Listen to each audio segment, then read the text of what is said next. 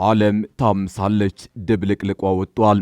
ትራምፕ መውዚር አማረኝ እያሉ ነው። ከአባይ እስከ ኢራን ብሎም እስከ ግሪንላንድ እየነቀነቁት ነው። አባይ ግብጽ ይመስለኝ ነበር ሲሉ ኢትዮጵያ ላይ የተሳለቁት ትራምፕ ተሳልቀው እንዳበቁ ከዋሽንግተን ወደ ዳቮስ የተንቀሳቀሰው ፕሌናቸው ከባድ የቴክኒክ ችግር ገጥሞት ከመከስከስ የመትረፉ ጉድ ተሰምቷል። ትራምፕ ለጥቂት ተርፈዋል ከተባሉበት ከዚህ አውሮፕላኑ የቴክኒክ ችግር ጀርባ የፋርሷ ሀያል ኢራን እጅ አለበት በሚል ሴራ እየተጎነጎነ ነው። ወዲህ ደግሞ በርካታ የቻይና ሚሳይሎችና ጸረ ሚሳይሎች ኢራን መግባታቸው ሶስተኛው የዓለም ጦርነት በደጅ ነው አስብሏል። ኢራን ትራምፕን አዘናግታ ተጨማሪ ሚሳይሎችን በገፍ እያስገባች ነው። ወዲህ ደግሞ ጄኔራሉ ከመቀሌ ከባድ ቅርቃር ውስጥ ገብተናል የሚል ጉድ አሰምተዋል። የጠቅላይ ሚኒስትር አብይ መንግስት ስልታዊ እርምጃ እየወሰደ ነው የሚል ከህወሓት የተቀዳ ክስ ማሰማታቸው 4 ኪሎ ጆሮ ደርሷል። ጄኔራሉ ይህን ዱብዳ ያሰሙት ህወሓት በመቀሌ ፕላኔት ሆቴል ለጦርነት የሚሆን ገንዘብ ማሰባሰብ በጀመረበት ዕለት ነው። ከወዲያ ደግሞ አቶ ሽመልስ አብዲሳ በአዳማ የጀመሩትን ስብሰባ ሳይጨርሱ የኦሮሞ ነጻነት ሰራዊት ወደ ከተማ ሰብሮ በመግባት ድንገተኛ የተኩስ ሩምታ ከፍቷል። በዚህም በርካቶች መገደላቸውን የሚገልጽ አሳዛኝ መረጃ ወጥቷል። ይህ አንድ አፍታ ሚዲያ ነው። የከበረ ሰላምታችን በያላችሁበት የዓለም ዳርቻ ይሁን እያል ለአሁኑ የተደመጡና ለእናንተ የሚመጥኑ ሰበር መረጃዎችን አጠናክረን መጠናል። በቅድሚያም ዋና ዋናዎቹን ኢራን ጦርነቱን ጀምረዋለች። የቀራት ተኩሱን መክፈት ብቻ ነው።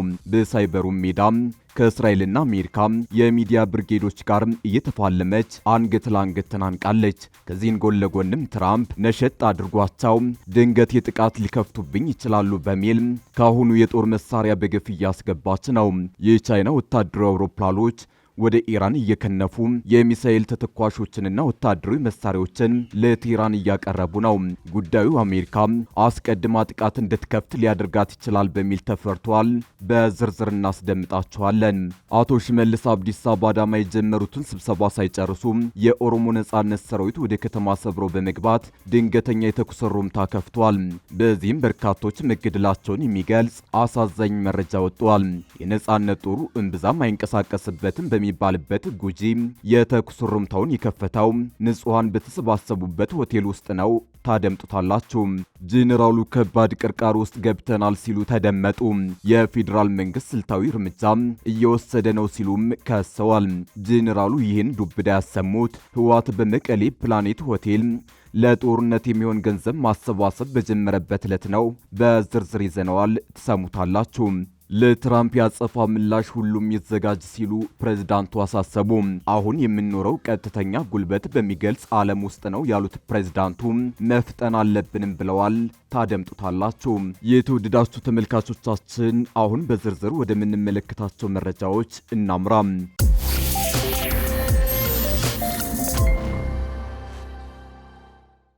ኢራን ጦርነቱን ጀምረዋለች። የቀራት ተኩሱን መክፈት ብቻ ነው። በሳይበሩ ሜዳ ከእስራኤልና አሜሪካ የሚዲያ ብርጌዶች ጋር እየተፋለመች አንገት ለአንገት ተናንቃለች። ከዚህን ጎን ለጎንም ትራምፕ ነሸጥ አድርጓቸው ድንገቴ ጥቃት ሊከፍቱብኝ ይችላል በሚል ካሁኑ የጦር መሳሪያ በገፍ እያስገባች ነው።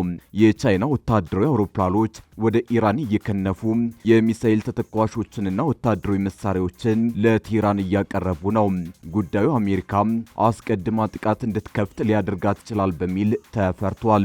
ባለፉት 56 ሰዓታት ውስጥ ብቻ 16 የቻይና ወታደራዊ የጭነት አውሮፕላኖች ኢራን ውስጥ ማረፋቸው ተሰምቷል። እንዲህ አይነቱ ወታደራዊ እንቅስቃሴ እጅግ ብርቅ የሚባል ሲሆን ቻይና በይፋ እንደሚታወቀው እንዲህ ያለ ግዙፍ ወታደራዊ ድጋፍ በአጭር ጊዜ ውስጥ ለኢራን ልካ እንደማታውቅ ዘገባዎች አመላክተዋል። በሌላ በኩል ሩሲያ ምንም አይነት ድምጽ ሳታሰማም በዝምታ ወታደራዊ ድጋፎቿን እያደረሰች ትገኛለች። በተቃራኒው ደግሞ የአሜሪካን እንቅስቃሴ ስንመለከት ዩናይትድ ስቴትስ የጦር ጀቶቿንና ግዙፍ የጦር መርከቦችን ወደ ቀጠናው እያስጠጋች ነው። እነዚህ ግዙፍ የጦር መሳሪያዎች ግልጽ መልእክት አላቸው። ነገሩ ቀልድም ሆነ ፈገግታ የታየበት አይደለም። ሀያላን ሀገራት ወታደሮቻቸውን አውሮፕላኖቻቸውንና መርከቦቻቸውን በአንድ ጊዜ ማንቀሳቀስ ሲጀምሩ አብዛኛውን ጊዜ ለልምምድ ተብሎ የሚደረግ አይደለም። ይህም ትልቅ ጥያቄን ያስነሳል። ዓለም ገና ያልሰማቸው እነሱ ግን የሚያውቁት ሚስጥር ምንድነው? ይህ እንቅስቃሴ ለጦርነት ዝግጅት ነው ወይስ ማስጠንቀቂያ ወይስ ደግሞ ጫና የመፍጠር ስልት? ነገሮች ከተበላሹና ግጭት ከተነሳ ግን በብዛት የሚጎዳው ማነው? ተራው ህዝብ ወይስ ፖለቲከኞች? አፍሪካ እንዲህ አይነቱን ፊልም ከዚህ ቀደም አይተዋለች። ሀያላን ሀገራት በርቀት ይዋጋሉ፣ የጦሱ ትርፍ ግን በሁሉም ዘንድ ይዳረሳል። የነዳጅ ዋጋ ይንራል፣ የምግብ ዋጋ ይጨምራል። በመጨረሻም ደካማ ሀገራት ዋጋውን ይከፍላሉ። ይህ ቻይና በአጭር ጊዜ ውስጥ ለኢራን ያስተላለፈችው ከፍተኛው ወታደራዊ ድጋፍ ነው። ሩሲያ በበኩሏ ድጋፏን እየላከች ሲሆን አሜሪካ ደግሞ የጦር አውሮፕላኖቿንና መርከቦቿን በማከማቸት ላይ ትገኛለች ተብሏል። ቻይና ለኢራን ወታደራዊ ድጋፍ የማድረጓ ዜና በተሰማበት ዕለት የትራምፕ ፕሌን ከመከስከስ የመትረፏ ዜና ዓለምን አስጨንቋል።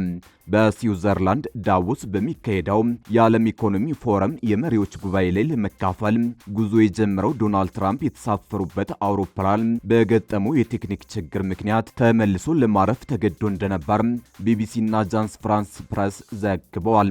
ይህንንም በተመለከተ የፕሬዝዳንቱ ኤርፎርስ ዋና አውሮፕላን በአነስተኛ የኤሌክትሪክ ችግር ምክንያት ተመልሶ እንዲያርፍ ተደርጓል ሲል ዋይት ሃውስ አስታውቋል። ፕሬዝዳንቱ ጋር ጉዞ ጀምረው የነበሩት ጋዜጠኞች የአውሮፕላኑ መብራቶች ለአጭር ጊዜ ጠፍተው እንደነበር ተናግረዋል። አውሮፕላኑ ሜሪላንድ ወደሚገኘው አንድሪውስ የአየር ኃይል ጦር ሰፈር ከተመለሰ በኋላ ትራምፕ በሌላ አውሮፕላን ወደ ስዊትዘርላንድ ማቅናታቸው ታውቋል። በዚህም ምክንያት ፕሬዝዳንቱ ከ3 ሰዓታት በኋላ ዘግይተው ጉዟቸውን ጀምረዋል። ፕሬዝዳንቱ በዳቮስ በሚካሄደው በዓለም ኢኮኖሚክ ፎረም ላይ ንግግር ያደርጋሉ ተብሎ ይጠበቃል። ኤርፎርስ ዋን አውሮፕላን የአሜሪካ ፕሬዝዳንት ሲሳፈርበት ለራዲዮ ግንኙነት የሚውል ስያሜ ሲሆን ለየትኛውም የአየር ኃይል አውሮፕላን የሚሰጥ ስያሜ ነው። በአሁኑ ወቅት በአየር ኃይል ውስጥ ከ1990 ጀምሮ ጥቅም ላይ የዋሉ 2 የቦይንግ አውሮፕላኖች አገልግሎት እየሰጡ ነው። አውሮፕላኖቹ በየጊዜው ማሻሻያ ቢደረግባቸውም ወጪያቸው እየጨመረ መሆኑ ተነግሯል። ትራምፕ በአውሮፕላኑ ላይ በተደጋጋሚ ቅሬታ ሲያቀርቡ ቆይተዋል። ቦይንግ 2 አዳዲስ አውሮፕላኖችን በጊዜ ማድረስ ባለመቻሉ ምክንያት አስተዳደራቸው ባለፈው ዓመት አማራጮችን እየፈለገ መሆኑን አስታውቆ ነበር። አቶ ሽመልስ አብዲሳ ባዳማ የጀመሩትን ስብሰባ ሳይጨርሱ የኦሮሞ ነጻነት ሰራዊት ወደ ከተማ ሰብሮ በመግባት ድንገተኛ የተኩስ ሩምታ ከፍቷል። በዚህም በርካቶች መገደላቸውን የሚገልጽ አሳዛኝ መረጃ ወጥቷል። የነጻነት ጦሩ እምብዛም አይንቀሳቀስበትም በሚባልበት ጉጂ የተኩስ ሩምታውን የከፈተው ንጹሃን በተሰባሰቡበት ሆቴል ውስጥ ነው።